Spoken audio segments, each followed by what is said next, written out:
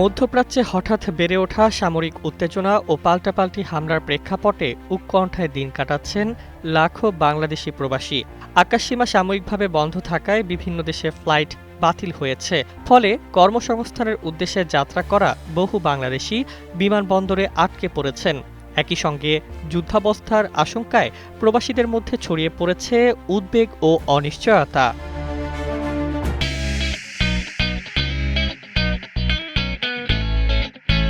এই পরিস্থিতিতে জরুরি বৈঠক করেছে বাংলাদেশের পররাষ্ট্র মন্ত্রণালয়।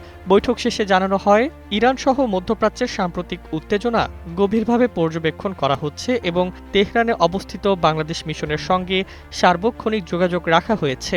ইরানে অবস্থানরত কূটনীতিক, কর্মকর্তা, কর্মচারী ও শিক্ষার্থীদের নিরাপত্তা নিশ্চিত করতে প্রয়োজনীয় পদক্ষেপ নেওয়া হয়েছে।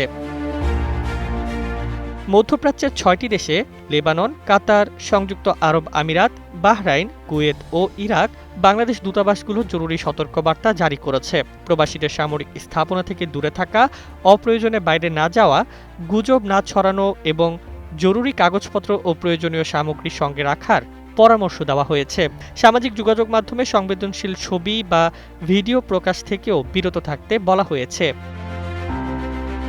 এদিকে বাংলাদেশ থেকে মধ্যপ্রাচ্যগামী ফ্লাইট বাতিল হওয়ায় সৃষ্ট ভোগান্তি লাঘবে প্রবাসী কল্যাণ ও বৈদেশিক কর্মসংস্থান মন্ত্রণালয় জানিয়েছে, যেসব যাত্রীর ফ্লাইট বাতিল হয়েছে তাদের জন্য রাত্রি যাপনের ব্যবস্থা করা হবে। বিমানবন্দরে প্রবাসী কল্যাণ ডেস্কের মাধ্যমে সহায়তা দেওয়া হচ্ছে। সরকার সংশ্লিষ্ট দেশগুলোর সঙ্গে যোগাযোগ রেখে পরিস্থিতি স্বাভাবিক হলে আটকে পড়া বাংলাদেশিদের প্রবেশের অনুমতি নিশ্চিত করতে কূটনৈতিক প্রচেষ্টা চালাচ্ছে। পাশাপাশি বাংলাদেশ সব পক্ষকে সংযম প্রদর্শন ও সংলাপের মাধ্যমে সংকট নিরসনের আহ্বান জানিয়েছে। উত্তেজনাপূর্ণ এই সময়ে প্রবাসীদের নিরাপত্তাই এখন সরকারের সর্বোচ্চ অগ্রাধিকার। তবে পরিস্থিতি কোন দিকে মোড় নেয় সেদিকেই তাকিয়ে আছেন মধ্যপ্রাচ্যে থাকা লাখো বাংলাদেশি পরিবার।